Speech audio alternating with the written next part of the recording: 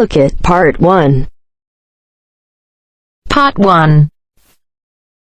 You will hear a woman calling an animal park to inquire about a job. First, you have some time to look at questions 1 to 5.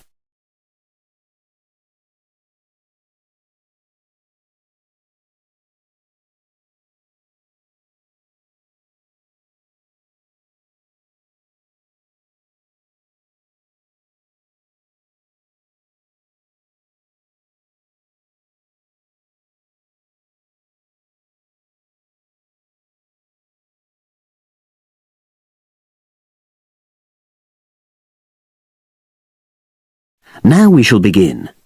You should answer the questions as you listen, because you will not hear the recording a second time.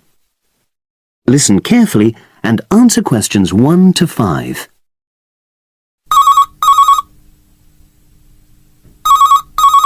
Pinder's Animal Park, hello. Oh, hello. I'm ringing to ask whether you have any jobs available. What sort of work are you looking for? Is that permanent or part-time or... Actually, I'm just looking for temporary work.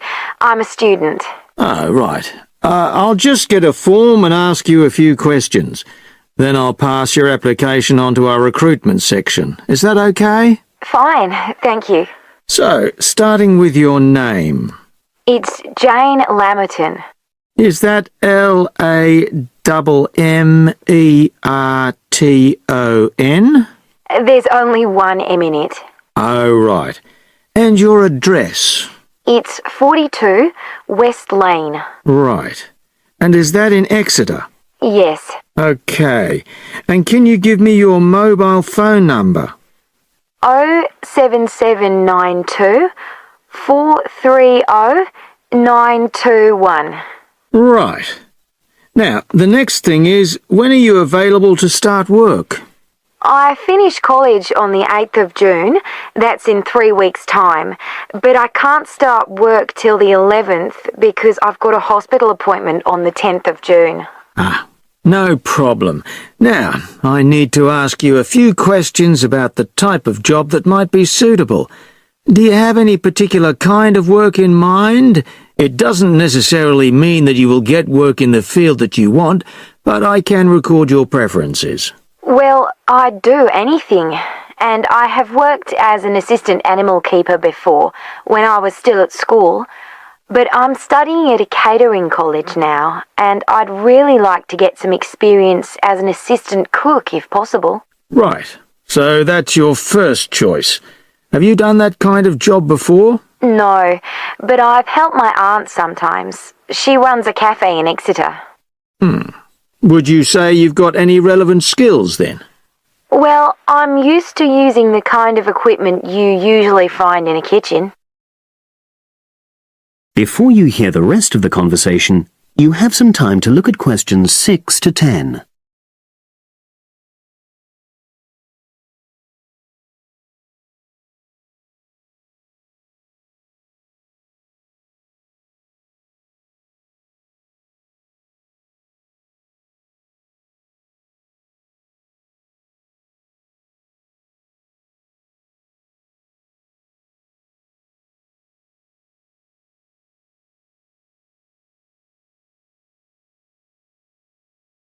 Now listen and answer questions 6 to 10.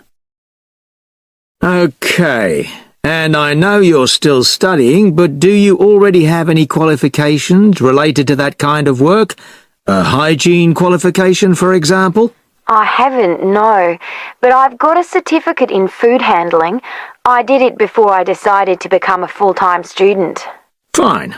Okay, that means you wouldn't need any specific training if you did get the kind of work you wanted. But you'd have to do a short course on first aid. All our new employees do that. It just takes half a day, and most people find it generally useful. Oh, yes, I'm sure it is. Well, that's about it, really. Just one last thing. Can you give me the name of someone who would give you a reference? Like a previous employer, or... Oh, yes. You can put Dr. Ruth Price. Okay. Is that one of your college lecturers? She's my college tutor. She's known me for over 2 years, and I'm sure she wouldn't mind. In fact, she's given me a reference before. Fine. We'd probably contact her by phone. Do you happen to know her number? I've got it on my phone, yes. It's 0208 685 114. That's a landline. Good. Well, as I say, I can't promise anything, but I'll pass your application on, and you should hear in a few days. Is there anything else? Just one thing. I suffer from a particular type of colour blindness, and sometimes employers have to make special arrangements for that. Okay, I'll make a note of that. It won't be good that you've made us aware of it. You can provide us with more details if you're offered a job. Okay, thanks very much. Bye. Bye. That is the end of part 1. You now have half a minute to check your answers.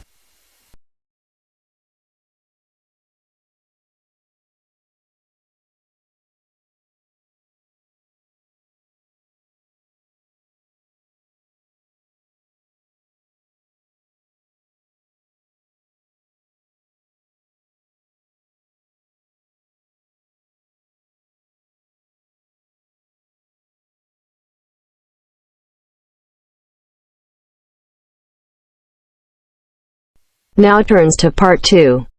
Part 2. You will hear a talk on New Zealand radio about an art sale which is being held to raise money for charity. First, you have some time to look at questions 11 to 13.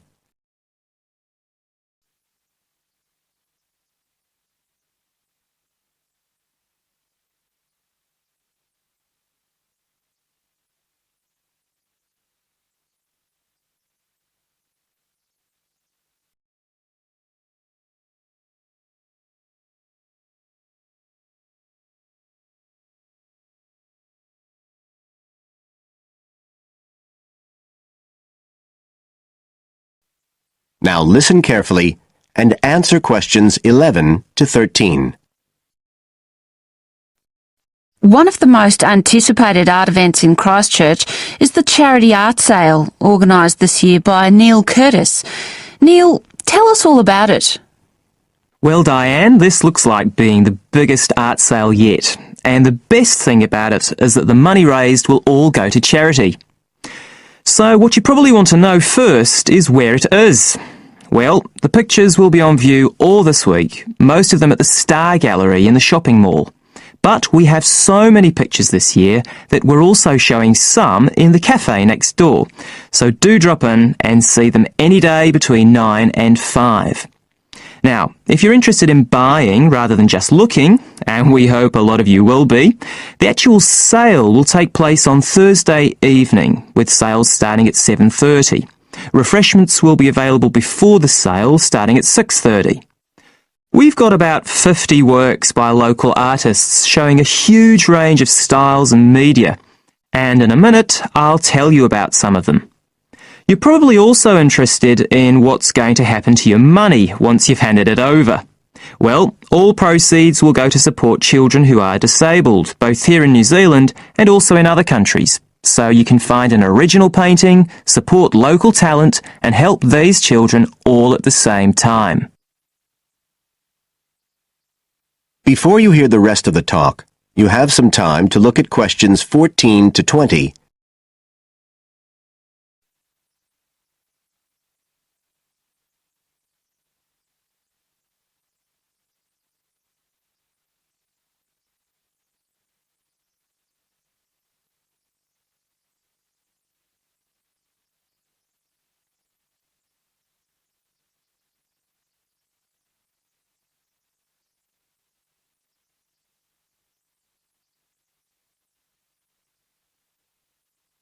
Now listen and answer questions 14 to 20. Now, let me tell you a bit about some of the artists who have kindly agreed to donate their pictures to the charity art sale. One of them is Don Studley, who has a special interest in the art sale because his 5-year-old daughter was born with a serious back problem. after an operation earlier this year. She's now doing fine, but Don says he wants to offer something to help other less fortunate children. Don is totally self-taught and says he's passionate about painting. His paintings depict some of our New Zealand birds in their natural habitats. One relative newcomer to New Zealand is James Chang, who came here from Taiwan 9 years ago at the age of 56. Mr. Chang had 13 exhibitions in Taiwan before he came to live here in Christchurch, so he's a well-established artist, and art has been a lifelong passion for him. His paintings are certainly worth looking at. If you like abstract pictures with strong colour schemes, you'll love them. Natalie Stevens was born in New Zealand, but has exhibited in China, Australia and Spain. As well as being an artist, she's a website designer. She believes art should be universal, and her paintings use soft colours and a mixture of media.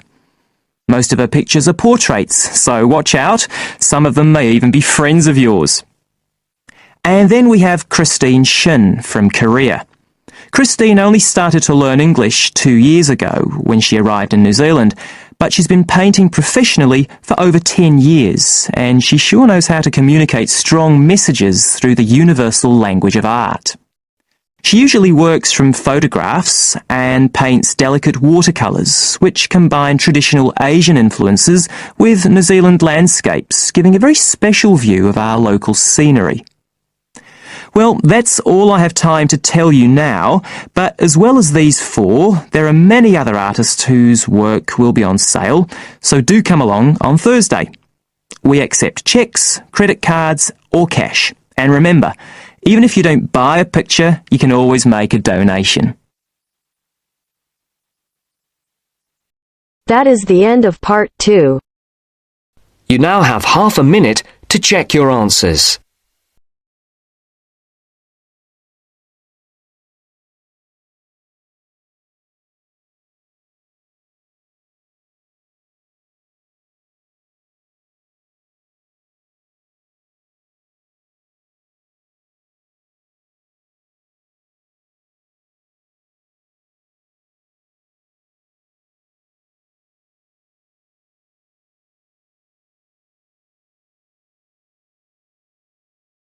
Now turns to part 3.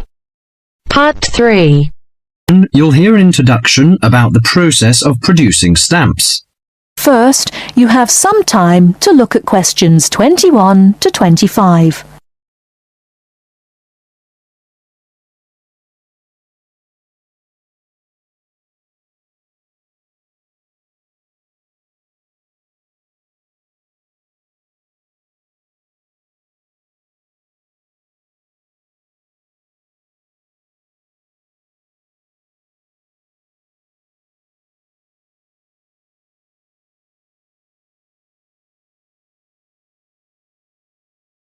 Now listen carefully and answer questions 21 to 25.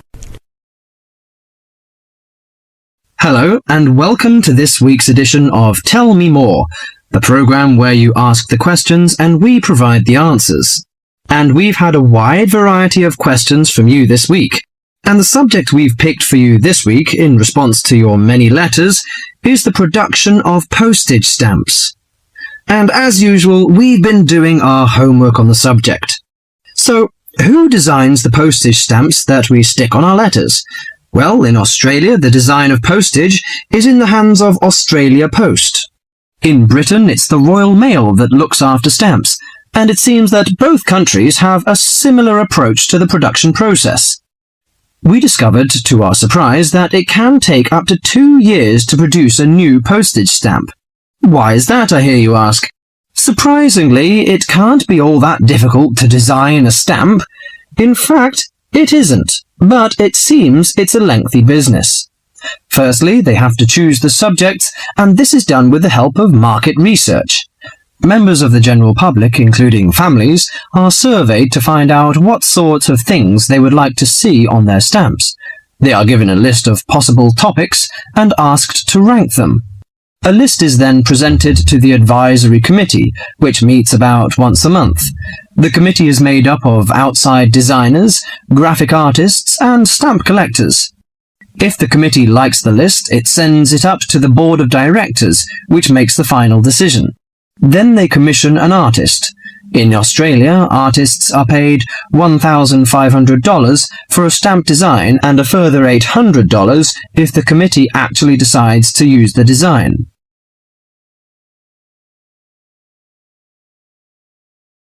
Before you hear the rest of the talk, you have some time to look at questions 26 to 30.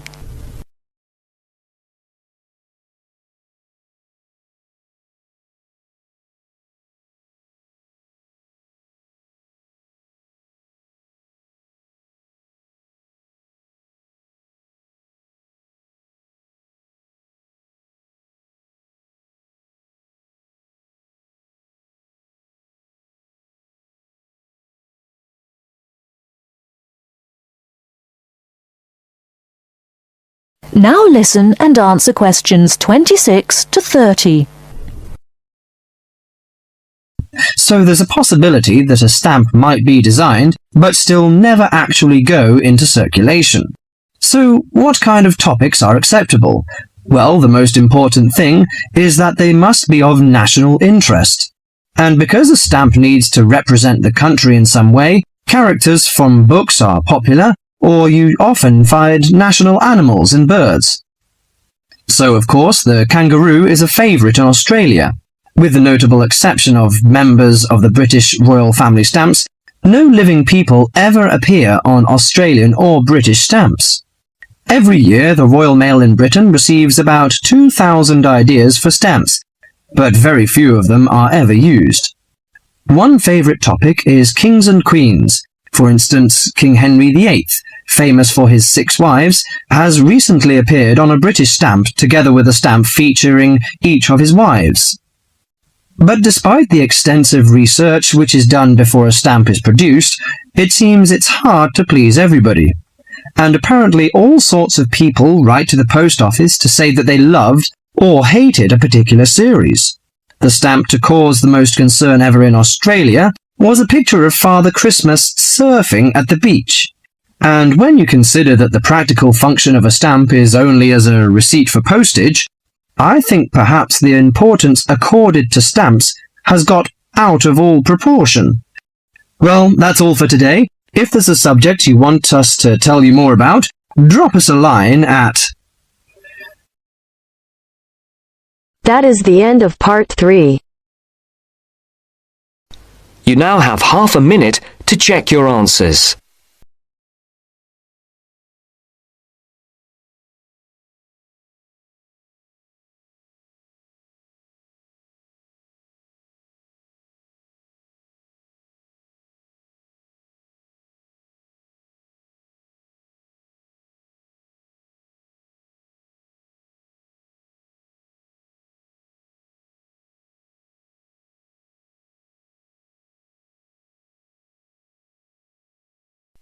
Now turns to part 4. Part 4. Listen to somebody giving a talk about homelessness and check your ideas. First, you have some time to look at questions 31 to 40.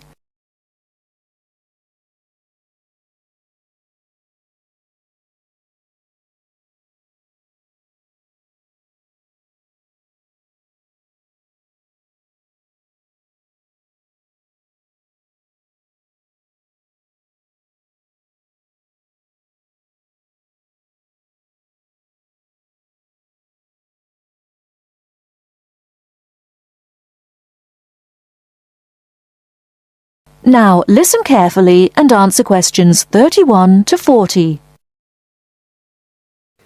Now, I'll start by explaining what homeless means, and it means a little more than simply sleeping out in the street. The people you see in parks and gardens or bus stops and shop doorways are a small percentage of the people that we class as homeless. People are homeless if they are sleeping on the floor or on the sofa at a friend's house. They are homeless if they are sleeping in a hostel or shelter for homeless people. They are homeless if they are sleeping in a car or any other vehicle. We also class people as homeless if they are separated from family or other people that they would normally live with. People are homeless if they live in conditions that are so bad that their health is affected. And they are homeless if they are in danger of violence or physical abuse. That means, as I said before, that homelessness is a much bigger issue than a few people sleeping in bus stops or shop doorways. This is just what you see. So why do people become homeless? People do not choose to be homeless. They are not sleeping rough because they have chosen to leave a safe home or families who love them. They are homeless because there is no other option. People become homeless because they are poor, because they cannot afford to pay rent, or sometimes because they cannot afford to pay the mortgage on a house or apartment that they have bought. People become homeless because they lose their job or have never had a job. There are related problems that often result in a person becoming homeless. Many homeless people have a drug addiction. They are either homeless because they spend their money on drugs, or they have become addicted to drugs because they are homeless. A high percentage of homeless people have mental health problems and find it difficult to make the decisions about their lives that most people can make. A number of homeless people are ex-prisoners. When they are released from prison, it is very difficult to find a job and a place to live. Many people become homeless because the owner of their home, a landlord or landlady, evicts them. If people have lived in the same place for a long time and then suddenly lose it, they can find it impossible to afford the increased rent for a new home. Many people have to move out of the place they live because it is dangerous. A young person may have a violent father or a wife a violent husband. These people are too afraid to stay in their home and they risk making themselves homeless. Finally, in many parts of the country, there is just not enough housing. Certainly not enough housing that poor people can afford. The increase in the value of property has made life difficult for many people, not just homeless people. I'm sure many of you will understand that. So, how do we deal with a problem as big as this? It isn't easy. In this country, people with very poorly paid jobs or no jobs at all receive some kind of financial support. In some cases, all or part of their rent is paid by the government. This helps to stop people becoming homeless. But if you are already homeless, it doesn't help. Most towns, like this one, have shelters for people who are temporarily homeless, but they cannot stay at them permanently. They have to move on after a certain period of time. Some towns have food kitchens where homeless people can get a meal 2 or 3 times a week. The problem is that shelters and food kitchens don't really deal with the cause of the problem. They deal only with the effect. People can stay in a shelter for a while, but it will not help them to find a home of their own, and that is what they need, of course. Now, I'm going to go on in a moment to talk about some of the suggestions that have been made in terms of dealing with homelessness. Ideas for dealing with the problem in a more permanent way. I'll also talk about some of the programs that are in place and are in some cases very successful in other parts of the world. Before that, does anyone have any questions about what I have said so far? That is the end of part 4. You now have half a minute to check your answers.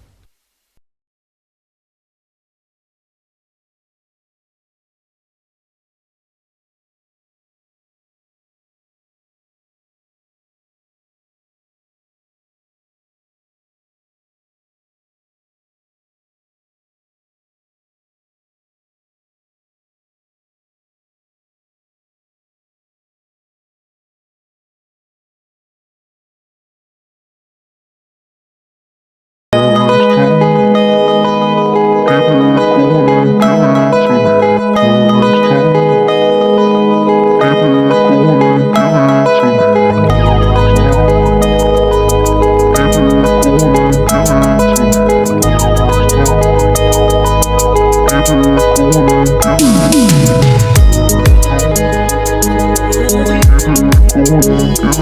Give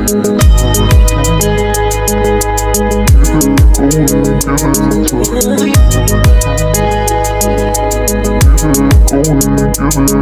me.